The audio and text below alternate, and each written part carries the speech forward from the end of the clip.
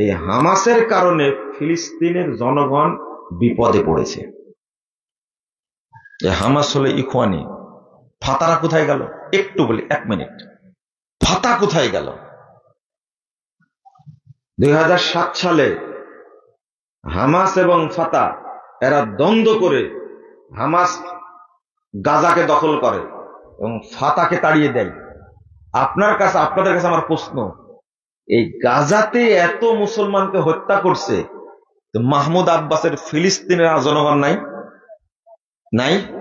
ওরা কই?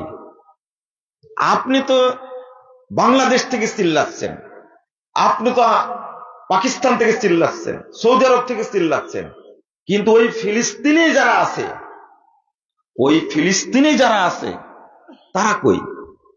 বুঝেননি মনে হয়, তাই না? বুঝেননি এখনো? শুধু গাজার লোক মরছে, ফিলিস্তিন আর মুসলমান নাই? তারা কিছু বলে না কেন? প্রেসিডেন্ট কে? মাহমুদ আব্বাস, তাই না? ওর কথা শুনেছেন কিছু?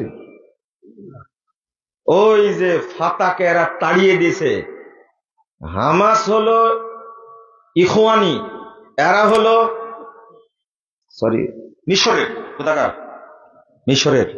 মিশরের ইখওয়ানিদের শাখা হলো হামাস।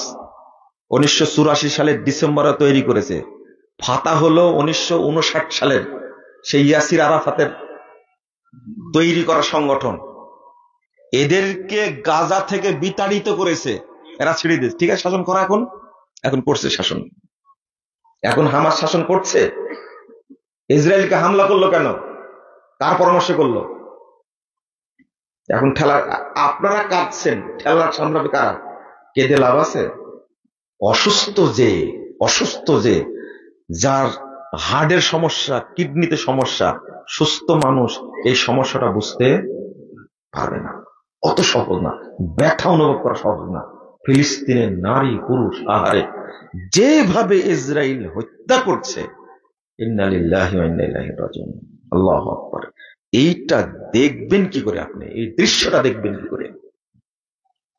মুসলিম বিশ্বের মুনাফিক মোড়লগুলো চুপচাপ আছে, মুখে কুলু পেটে, কেউ কোনো কথা বলছেন না। উদ্দেশ্য কি আল্লাহ ভালো জানে, আমরা কিছু বলতে পারবো না।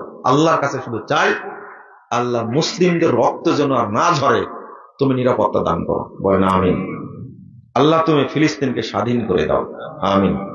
আল্লাহর কাছে বলি, আল্লাহ তুমি এই ইহুদি ইসরায়েলকে ধ্বংস করে দাও, ফিলিস্তিন থেকে তাদেরকে নিশ্চিহ্ন করে দাও, আমিন।